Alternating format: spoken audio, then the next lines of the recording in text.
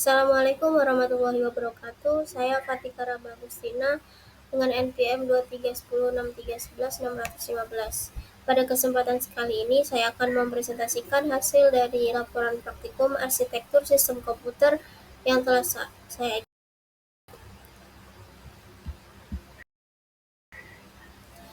Untuk yang pertama yaitu pengenalan sistem operasi. Pada modul pertama kali ini kami belajar mengenai pengenalan sistem operasi. Tujuan dari modul ini adalah untuk memahami bagaimana sistem operasi bekerja dalam mengelola sumber daya komputer seperti memori, CPU, dan perangkat input-output. Selain itu, kami juga ditugaskan untuk menganalisis spesifikasi perangkat yang digunakan saat praktikum. Untuk pengertian dari sistem operasi itu adalah perangkat lunak inti yang mengatur seluruh aktivitas dari komputer. Kemudian ada fungsi sistem operasi. Secara umum, sistem operasi memiliki 5 fungsi utama. Yang pertama yaitu manajemen proses, yang kedua manajemen memori, yang ketiga manajemen perangkat keras, yang keempat manajemen berkas, dan yang kelima manajemen antarmuka pengguna. Semua fungsi ini bekerja sama secara bersamaan agar komputer bisa menjalankan tugas dengan efisien dan stabil. Sistem operasi juga menjadi jembatan antara perangkat keras dan aplikasi yang digunakan oleh pengguna. Kemudian untuk tools yang digunakan. Dalam modul ini kami menggunakan dua tools utama dari Windows.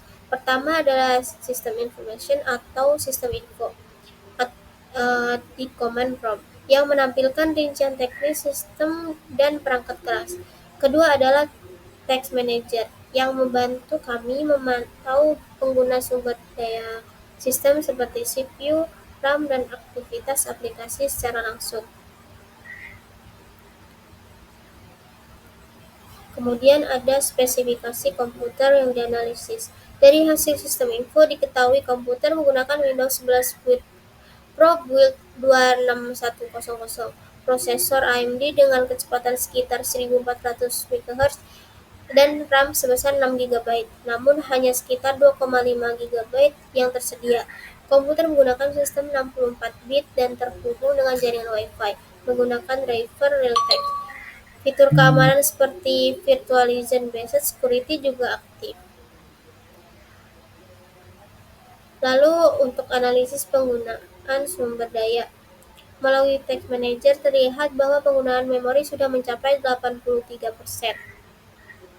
yang menandakan sistem bekerja cukup berat, sedangkan penggunaan CPU hanya 8% yang menandakan beban komputasi ringan.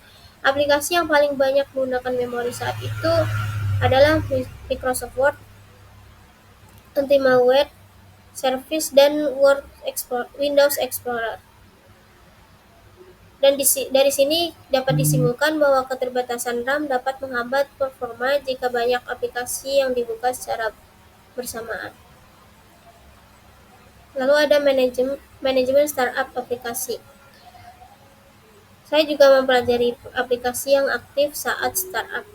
Beberapa aplikasi seperti antivirus dan driver audio tetap diaktifkan, sedangkan aplikasi lain seperti Xbox, Spotify, dan Phonelink dinonaktifkan.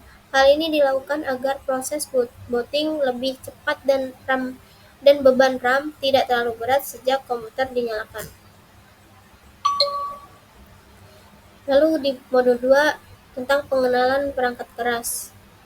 Pada modul kedua kami beralih ke pembelajaran perangkat keras. Tujuannya agar kami mengenal berbagai komponen utama dalam sistem komputer dan mempraktikkan langsung proses perakitan komputer.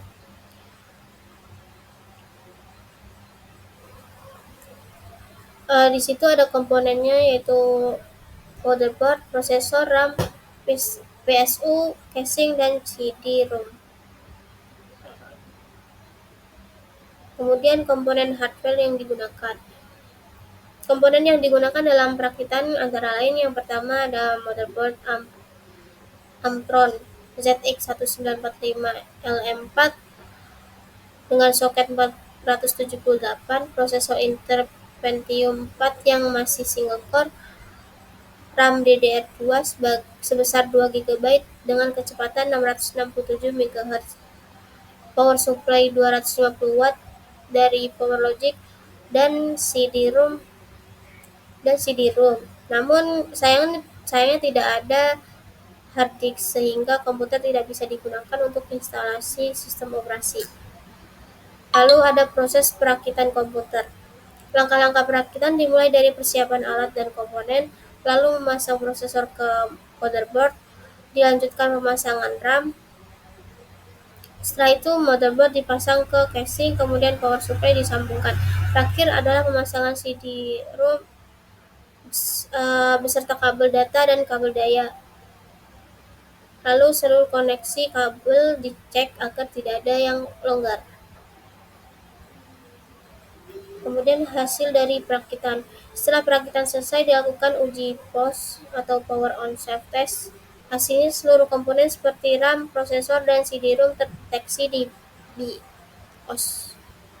Namun karena tidak ada hard disk, komputer gagal boot ke sistem operasi. Meskipun begitu, proses perakitan dinilai berhasil karena semua komponen terpasang dan terdeteksi dengan benar. Kemudian untuk analisisnya berdasarkan pengujian, sistem memiliki beberapa keterbatasan utama. Prosesor masih single core sehingga kurang cocok untuk multitasking. RAM-nya masih 2 GB yang tidak cukup untuk menjalankan sistem operasi modern. Tidak adanya hard disk membuat komputer tidak bisa digunakan secara penuh, juga tidak ada GPU tambahan, jadi tidak mendukung grafis berat. Sistem seperti ini hanya cocok untuk keperluan sangat dasar seperti pembelajaran hardware. Ada rekomendasinya yaitu upgrade minimum untuk OS modern. Kemudian untuk kesimpulannya, berdasarkan dari hasil kegiatan praktikum, kami telah memahami peran sistem operasi dalam mengelola sumber daya komputer serta kemampuan untuk menganalisis spesifikasi perangkat keras menggunakan fitur bawaan seperti sistem information dan text manager.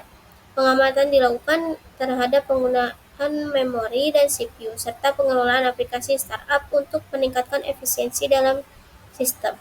Selain itu, kami juga berhasil mengenali dan memahami fungsi dari masing-masing komponen utama komputer seperti motherboard, prosesor, RAM, power supply, casing, dan CD-ROM. Proses perakitan komputer dilakukan secara bertahap sesuai dengan prosedur, mulai dari pemasangan komponen hingga pengecekan sambungan. Meskipun komputer tidak dinyalakan, dilakukan analisis terhadap kemungkinan sistem dapat menyala berdasarkan kelengkapan perangkat. Mungkin sekian dari saya, kurang lebihnya mohon maaf. Terima kasih. Wassalamualaikum warahmatullahi wabarakatuh.